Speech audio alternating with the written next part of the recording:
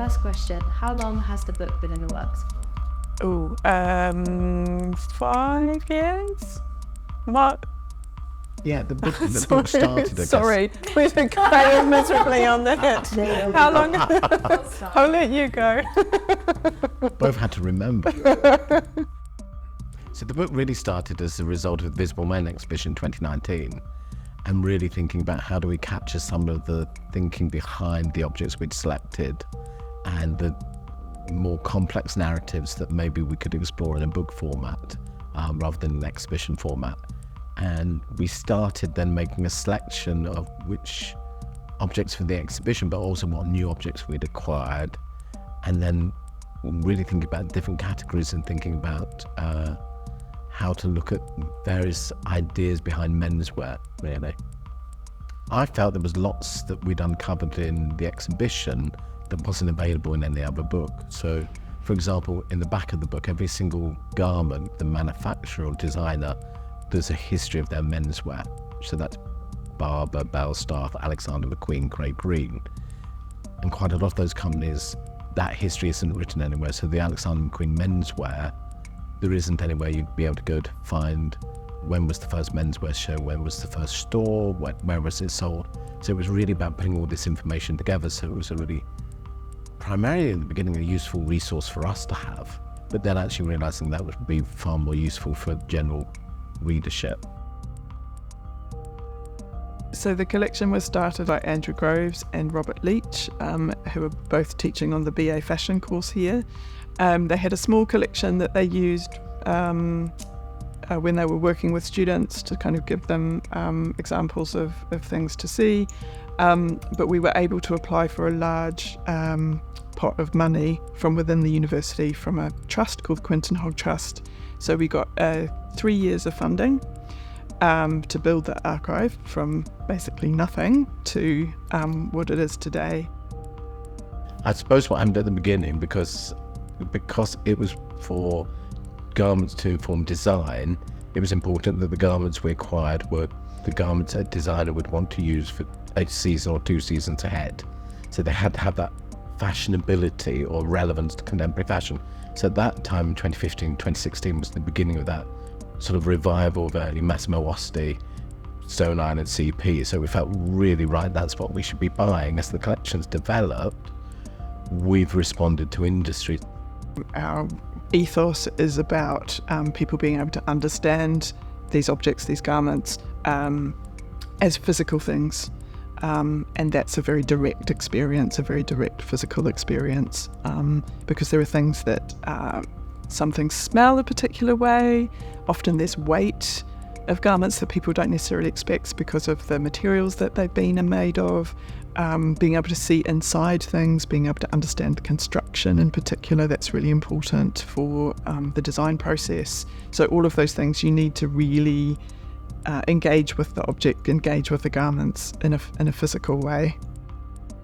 Well, I think we're doing 2 things in terms of, you think, historically collections of dress have been very elitist, both in terms of what they collect and also who looks at those objects, because they end up telling this narrative of the elite back to the elite. And I think what's important for us is this was a non-elitist, non-hierarchical collection. So within there, you may have a suit by Alexander McQueen, but there's also a pair of little trainers. And all these objects are on the same level because they're all interesting objects for us to understand from a design point of view and a material point of view. And we're not trying to suggest that these are the best of anything or they sum up a period.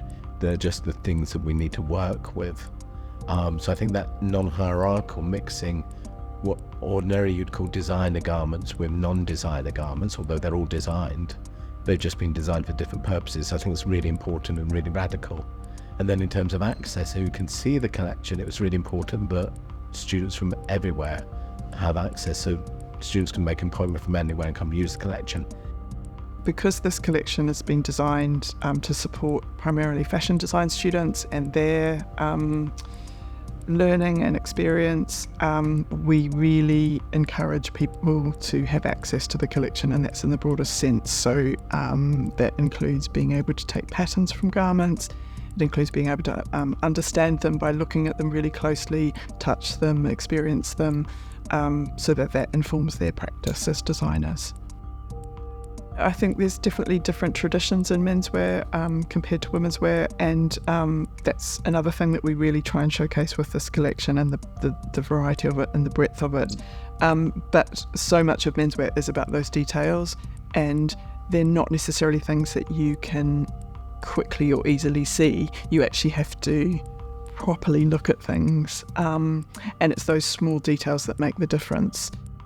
There's so much. I mean, I considered myself a relatively educated in menswear before I started the job, but there were huge areas of menswear that I knew nothing about that I've learnt a huge amount during this job, particularly the more technical side of menswear. People like Massimo Osti, I'd never heard of him before I started this job, and that's what makes it really exciting. Yeah. I can't say I don't have favourites, but I suppose the bit I always respond to or talk to is the Burberry high-vis railway workers jacket, because it really succinctly shows you that design process of taking a pre-existing garment and by reinterpreting it with the aesthetic and language of a brand, Burberry, it becomes this other object. And the other object that I use for that is there's a Stone Island high-vis jacket from the mid-90s. And why I like that is just a high-vis jacket, like waistcoat. And for me, the person that would buy and wear that in the 90s would probably be wearing a high-vis jacket for work. And so what's the difference between that object and the object from Stone Island that suddenly puts a value on it? I suppose what we're really thinking about is primarily the way people can engage with what we do, because we're in only one location, is through anything that's outreach, which is exhibitions can do some of that, but really a publication can do that so much better, and therefore it reaches a bigger audience, and therefore the things that you've been thinking about over the last 7 or 8 years, you can really explore in depth.